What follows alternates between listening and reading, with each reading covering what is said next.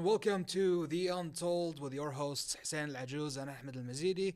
Today is going to be a very exciting episode. Absolutely. First of all, good to see you again. Good to see you, like always. Always a good episode. My partner in crime.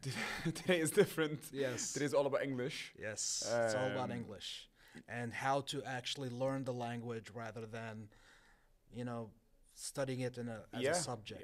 I've always been curious about this topic because, I did the tests a long time ago before uni. Mm-hmm. I was always curious as how do they formulate them, first of all, and how do they grade them? Because at some point I felt There's a lot of questions, and our 100%. guest can answer them here Absolutely. today. She is not a stranger for KTV2. She's a fellow colleague. Yeah, 100%. You'll find out our guest right after this.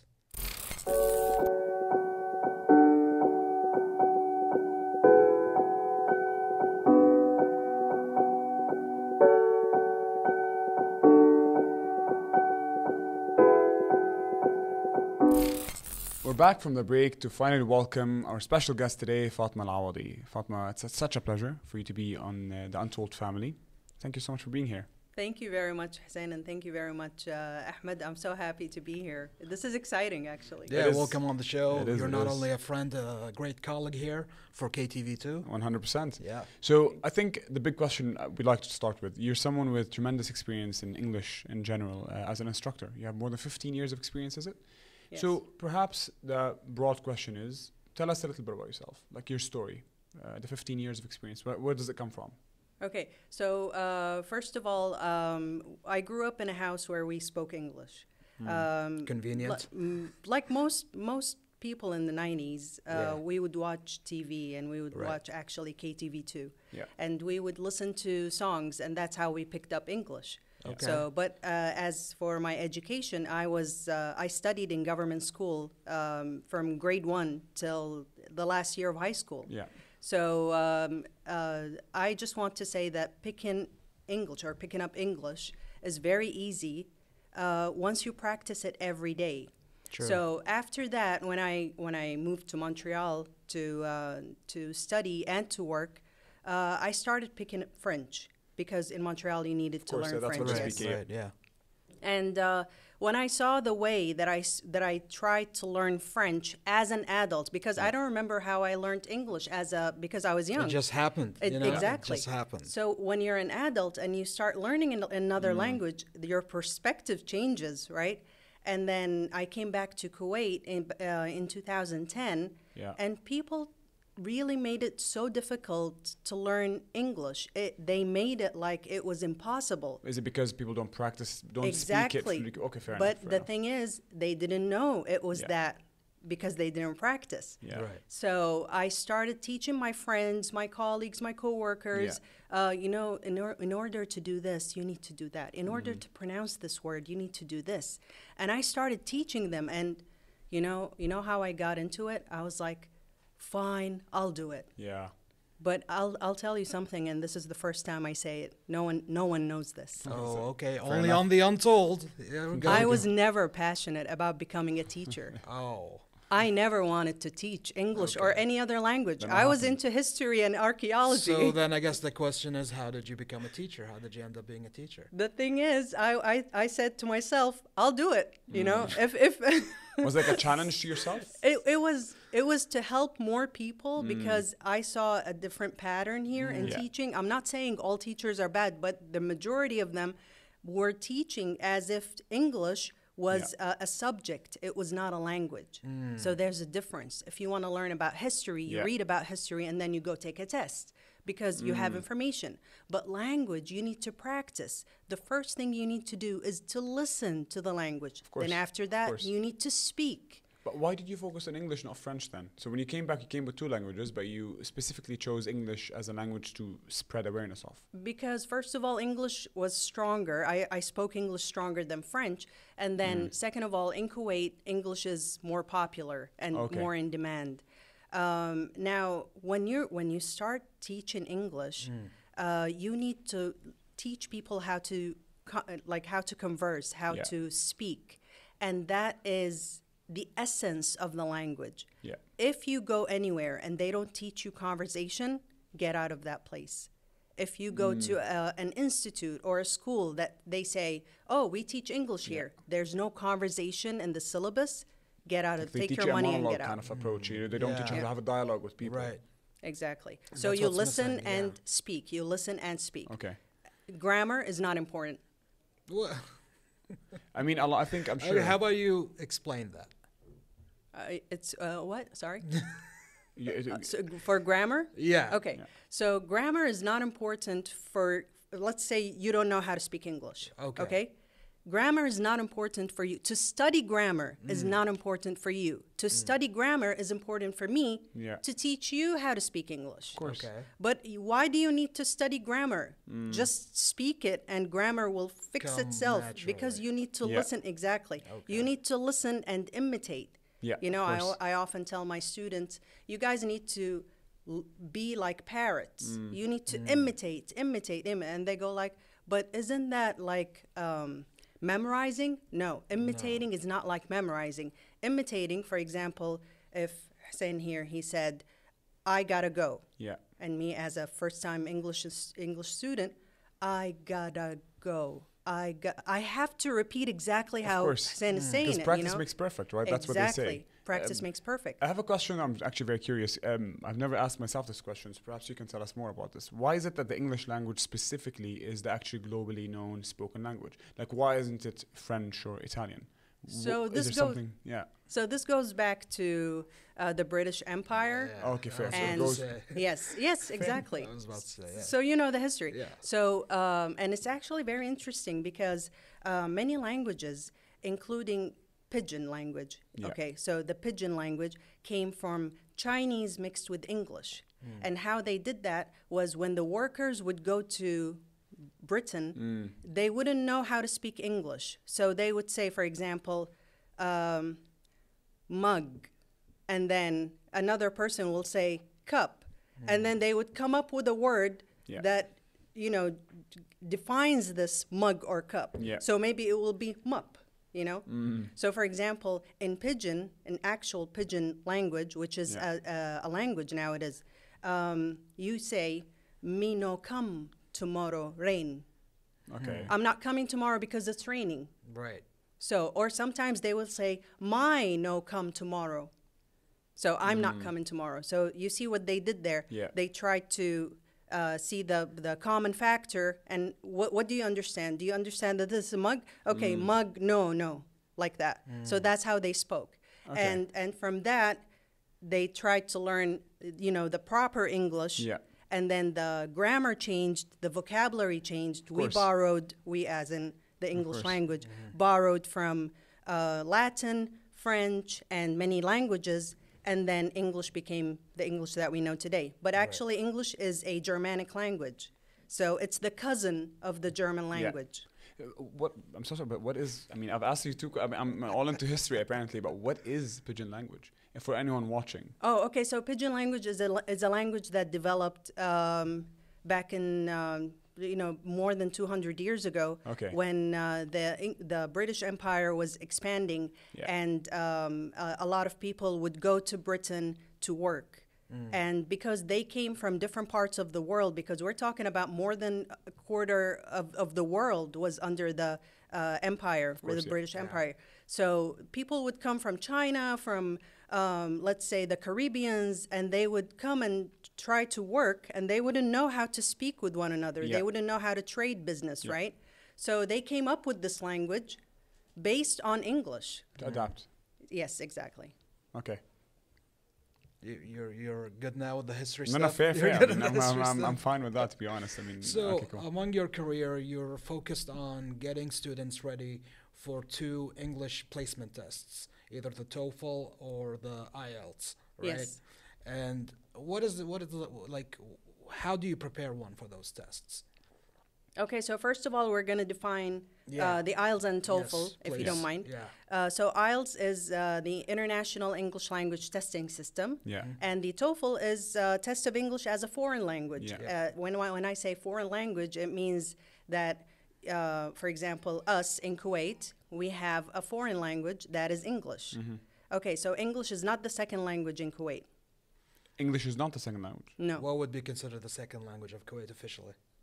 It should be English, Then but what it's is it? not. What is Then it it? is. What? It's only Arabic. We don't have a second language in Kuwait. Oh, so it's okay. So it's first and okay. Exactly. I thought it Why? was the official language. The second. It's not the official. Do you know why? Why? Because every government paper is only in in Arabic. So in there's Arabic. no okay. So there's no actual. Right. So there's no Right, official There's a language. second language, exactly. Okay. So as a foreign language, we need to learn it, all right?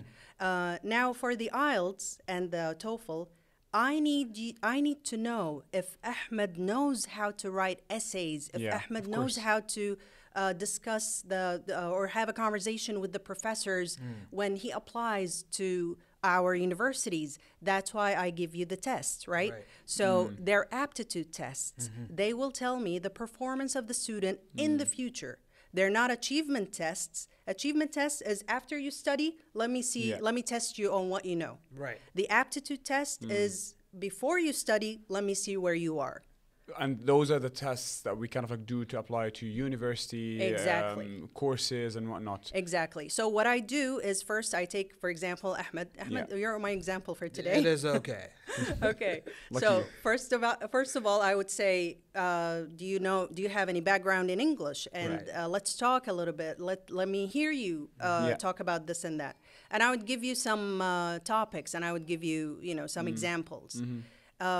Your maybe Ahmed's conversation skills are strong, Yeah, but maybe his writing skills are not. 100%. Yeah. So first, I test you, Right. and I assess where you stand in English. Okay. And then after that, I would teach you. I would instruct you on how to pass the test. Right. There's a technique.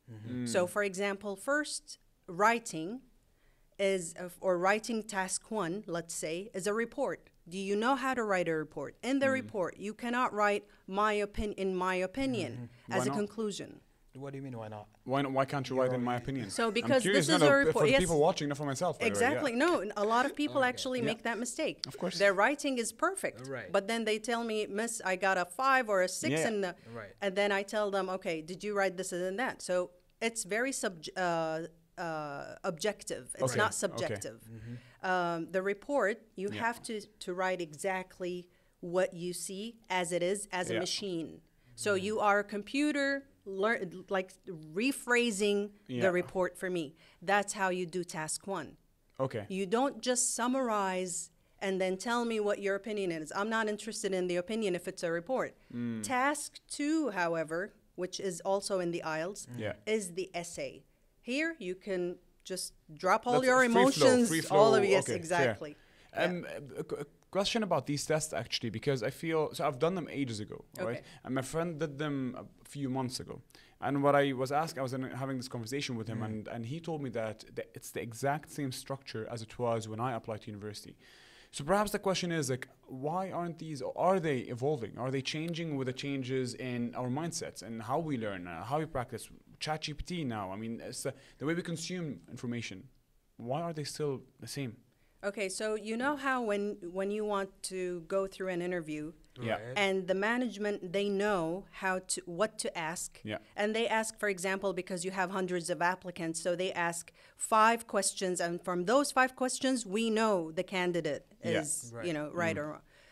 That's the test. No matter how the world is evolving or English is evolving, speaking, writing, reading, and listening are the essential skills for a language, in any language. So let's say the test was French. Yeah. Right. They would do the same thing. They would do speaking, writing, Yeah. it would be the same structure. It would be the same as in, can you write a report? Can you write an Okay. essay? Because IELTS is not only academic, you have general IELTS too. So Yes. general IELTS is for immigration, for work, so we need to test people, and these are the 4 steps to test them. Listening, reading, writing, and speaking. It's like a benchmark. Yeah. Exactly. It Would is you a say benchmark. both tests are conducted the same way? So TOEFL is more of a multiple choice Okay. test, and you combine listening with writing. Yeah. But IELTS is, I would say, in my opinion, it's simpler. simpler. Yes, it's Okay. it's simple for people who want to apply. I would suggest they would go for IELTS. That's my opinion, but I a lot see. of people think But otherwise. don't you see that over the years, the minimums for acceptance in universities for both tests have risen? Yes, actually. And what do you attribute that to? Okay, so for example, let's talk about university students. Yeah. You've mentioned, Hussein, that ChatGPT and the internet. Right. Yeah. We're using a lot of data and a lot of sources. Absolutely. yeah. And for that, we know more. That's why we needed to increase Okay. the The minimums. benchmark or the, Yeah. the minimum. Yeah. Fair. It's like with abundance of information, and I Yeah. guess people Yes. can access more. This is a beautiful conversation. We're gonna have to go on a very quick break, and we'll be back with you. All right? We'll be right back.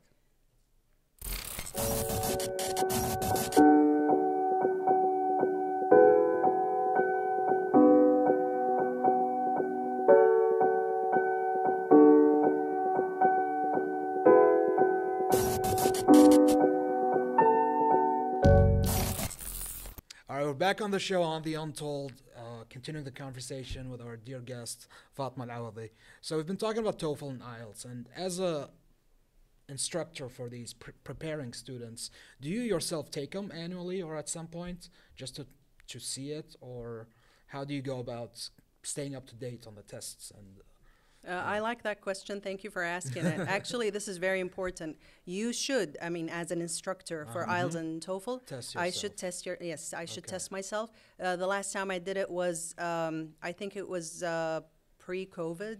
okay, So, you actually do it frequently. Yes, Yeah. yes. And Wow. I just do it. which one do you People do? think I do it for fun. It's not. It's just to keep, to keep updated with the. Which one do you do? Do you I do both? usually do the IELTS The because IELTS. that's more in demanding Yeah, for for some Kuwait. reason, most of Kuwaiti people or students go for the IELTS. Yes, I think it's because it's towards the UK. 100%. Yeah. Yes, and most Kuwaiti Yeah. students want to study in the UK. Although I see the UK, the US. Yeah, they it's still the same. accept it. Yeah. Yeah. So I found it odd because I feel like I was the only student that took the TOEFL out of my friends. So Everyone else did the you IELTS. studied in the States.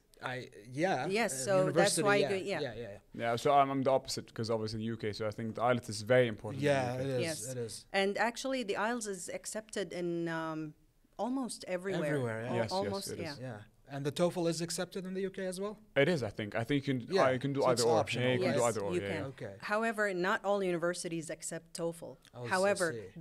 the big universities and Yeah. the Will famous accept universities, TOEFL. of course, yeah. Could we ask you how much you score, or how high do you score in these tests? The highest I scored was 8.5. Oh, nice. On the- Okay, out of wow. nine. Yes. Out of On the 9. IELTS. So they don't usually give you 9 as a total, but they started doing that now. Really? And now Wow. they do that. And then the TOEFL? I don't internet-based? remember the TOEFL because Yeah. I was in high school when I took the Okay, TOEFL. that's not fair then. Yeah. Okay. See, And what- it was paper based. We didn't have Paper-based. computers. Oh. Like, I mean, you've obviously been doing them. So how many times have you done either? yeah, Like, we're you've- talking Okay, so on average. Okay, so I've done them in the past 10 years, let's say 3-4 times. So how has your perspective shifted from obviously when you started teaching to this point? I mean, when you're doing them, is there because there's different kind of thinking towards them? Does it change? Do you question things? Do you not? Because now you're an expert in this. Okay, so I usually test different theories when I do the IELTS and Yeah. the TOEFL Okay. or the IELTS test. What do you mean different theories? When I teach my students and I tell them do this, don't do that, I go Okay. do it myself. Does it work? Oh, nice. So Like sometimes experimenting. in writing, I would write as a student. I just want to test it. I don't need the actual result.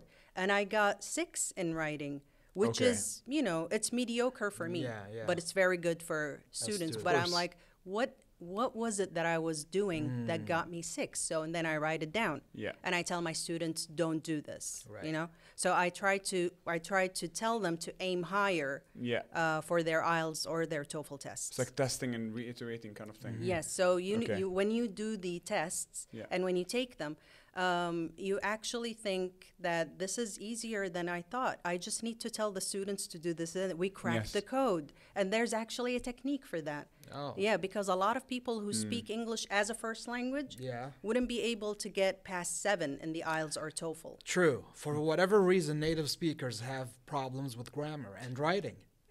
Maybe writing, yes. Yeah. Grammar flows naturally. Yeah. Yeah. You know, you speak properly, but then the IELTS tests you. For example, the reading. I don't know. Do you remember the reading in the IELTS? I have done reading and the listening and Right. So yeah. reading is about locating the information. It's not about you understanding the Yeah. topic. Right. Yeah. Right. But reading in university, we had to Is understand the topic. understanding the topic. So I have students coming to me Yeah. and they go like, "But I understood everything. How could I get a 4 in reading?" I'm like, "You did not locate the answer." Yeah. That's what they want. So there's a technique in those tests. So I've seen it when I meet people that don't actually have very good spoken English, but when they write. I Yes. mean, in a way that's actually very True. fascinating. That And then you can because see the opposite as well sometimes. What I see about those people who are very well at writing, Yeah. they treat English as math. That's how they write. It's like they don't That's speak how how they Yes. actually Yeah. write it up. Yeah. Yes, you just Yes. cracked the code. Yes. that's the one. Because language is actually it's a lifestyle. Yeah. And it's not, this is the biggest problem, by the way, in the majority of students who don't know how to speak English. If you treat English as a subject, Yeah. you will never learn English as a language. You will Right. learn it as a subject. So That's you a will good only concept, to be memorize So vocabulary. while and they're great at writing, they still yeah, haven't really Yes, exactly. consumed the language. So you need properly to be surround fluent. yourself with English, Yeah. just like in math. You know, Yeah. every day we deal with money, let's say, you know, counting the number of people you want to take to dinner or something like that, right? Right. And then that's math in our life. Yeah, pretty much English is is- supposed to be like that. If you Yeah. want to learn English as a language and if you want to excel Yeah. at English, you need to treat it as a lifestyle, not as a subject. You said earlier that the TOEFL. So I've never done TOEFL. TOEFL is multiple choice. More like Yeah. multiple so choice. Yeah. the question obviously is: so if the TOEFL is multiple choice and IELTS is not multiple choice, so when it's graded, isn't there a little bit of subjectivity in terms of the grader? Like when I'm reading an essay written by this student, is it one person that marks it, or is it more than one person to make sure that this is actually real, authentic grading? That's Okay, not so it's more than one subjective? person, and you can Okay. actually apply for a reassessment. Additional Yes, reassessment. and for them to Okay. see if. But here's the thing: in IELTS, they separated the listening, the reading, Yeah, they have, and yeah. they have that as multiple question. They have that as multiple answer. Sorry. Okay. Multiple choice. But for TOEFL, it's more integrated. Okay. It's you know more into, like, for example, reading with listening, Right. and you have to answer the question after you've listened and you've read. Now It's such a tedious, long test. It I is remember long. it wasn't it is fun. long, and I'm sorry you had to go through that. I only had Yeah, to do it it is. once, one time, so I'm glad that I only did Have it. you ever done an Yeah. SAT? Yes, I had to do Oh, that too SATs. for a certain university that did I'm- not accept me. Okay. How was the SAT? Very bad. Okay. Yeah, very Horrible. bad. Because I'm a government student. Horrible. Okay. And I'm just, it's like American high school stuff. Okay. Yeah. And I studied literature. Okay. And they're giving me science in it, so Yeah. it wasn't fair at all. Yeah. Yeah. To be honest, I'm very, very bad at science, so I don't think I'll ever take the SATs yet. Can we shift the conversation towards your teaching and your actual coaching side of your life? Okay. I mean, teaching English can sometimes be monotonous for certain people. They wouldn't enjoy it. But how do you make it fun for them? How do you make it in a way that, hey, listen, this It's is actually very enjoyment. important? Yeah. So I usually tell my students that in order to enjoy a class Yeah. of English, you need to want to come here. Yeah. Right. Because most of my students are adults. So I teach 18 and above. okay, I okay. don't teach children. I mean, Fair. I wish I could teach children. It was never natural. Wouldn't to you? me. Isn't it harder to teach older students rather than children? No, older students, if you tell them something and you tell them the second after, you tell them, oh, this is a mistake, please erase that Yeah. and write, whatever original plan was.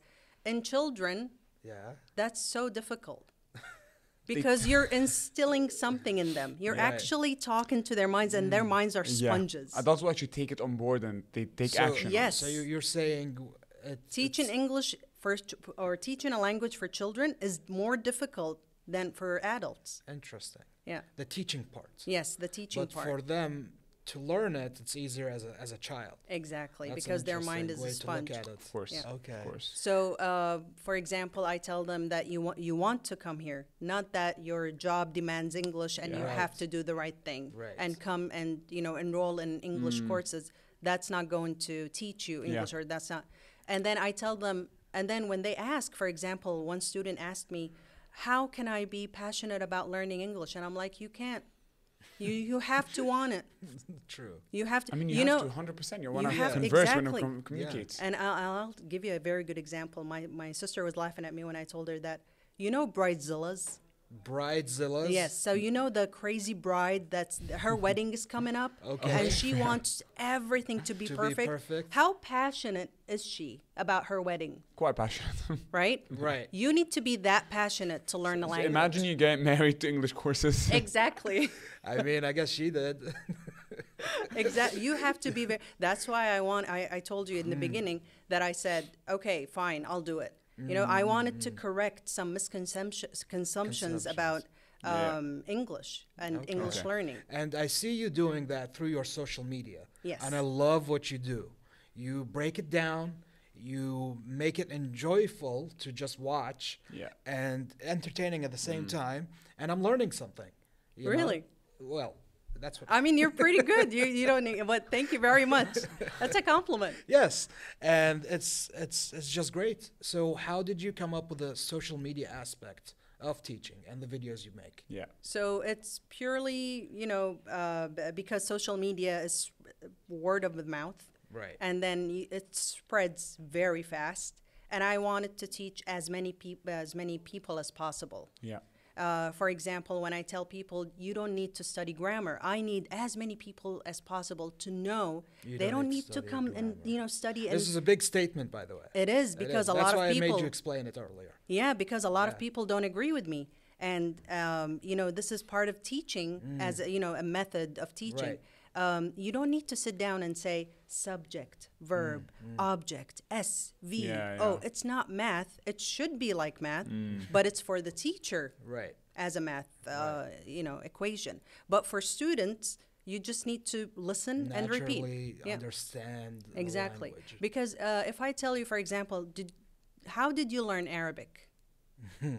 At home. Yeah. How? Yeah. Speaking it. Listening You first. don't even know. I don't even know, probably. Yeah. I don't even know either, right? You know English why? school, though.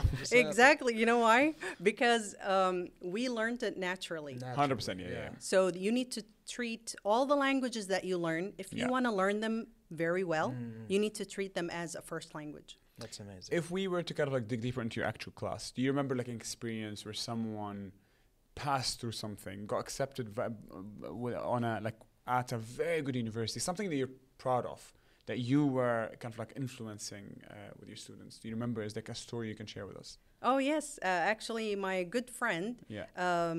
she got a 4.5 or a 5 Yeah. on her IELTS. And she came to me and she was like, I need to get in. I know this master's degree is going to help me. And she was applying for the UK. And she needed a 6.5 and she got a 7. Wow. Perfect. So from 4.5 to 5 to 7, that's like a major improvement. And then I told her, what made you improve? And she's like, I listened to every single word that you were saying. And, and we started laughing, and then we started going out for coffee, and now she's one of my good friends. That's very That's nice. Yeah, But that and she goes got to her the same master's point. degree. She did. Wow. Yeah. Congrats. Wow. But that goes to the same point you said earlier. Like if she didn't want it, if she didn't actually really want it, kind of grab onto it, she would, even if she listened to everything you're saying, like if she doesn't want it, then she's just simply not going to get it. Exactly. A lot of students actually come to me, and I'm telling you, they're adults. Yeah. So they have other responsibility, and I Right, don't right. blame them. Of course, yeah. Yeah. So But they still took the time, dedicate these amount of hours to study English. Exactly. Yeah. So if you have someone to take care of, if you have your job, you have your travels, I can't force you because you're an adult. You're an adult. You have to force yourself to want to Absolutely. learn English. Yeah. And that's great, really, really great. Well, thank you for your time today. And if you have anything as a tip for any language enthusiasts, what would it be? Okay, thank you very much. But I just want to say that everything in English makes sense once you know the origin or the etymology, the origin of the word. Okay. So, for example, if the word chef, you pronounce CH as sh, Yeah. right? Because it's French. The Right. word chair, ch, because it's Germanic. The word chemistry, k, even though it's CH, Right. Yeah, but because yeah. it's Latin. Go back to the roots, and that's And where you'll it makes understand the sense. differences. Wow. So, Yeah. so I mean, It's a great way. Like that's a great explanation. Absolutely. Never heard anyone explain it that Thank way. you very That's much. great. Thank you. Well, Thank you so much, honestly, for your time. It's been Yeah. a pleasure. A lot to learn from you, and I hope the guests do learn just as much as we did. Thank Right. you very much. we'll be back for the wrap up.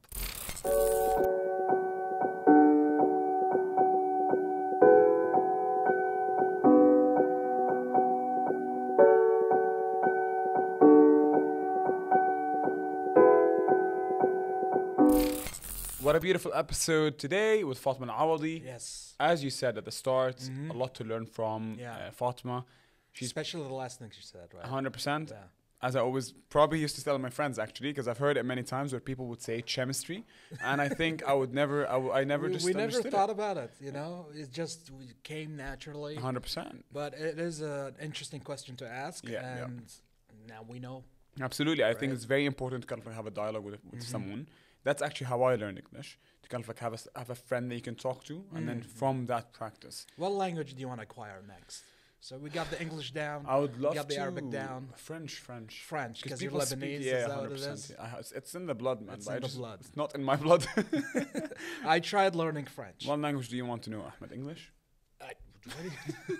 Okay. All right. With that being said, tune in next time for The Untold for more jokes or bad jokes like this. All right. Let's actually wrap it up. Yeah. Good night. Good night.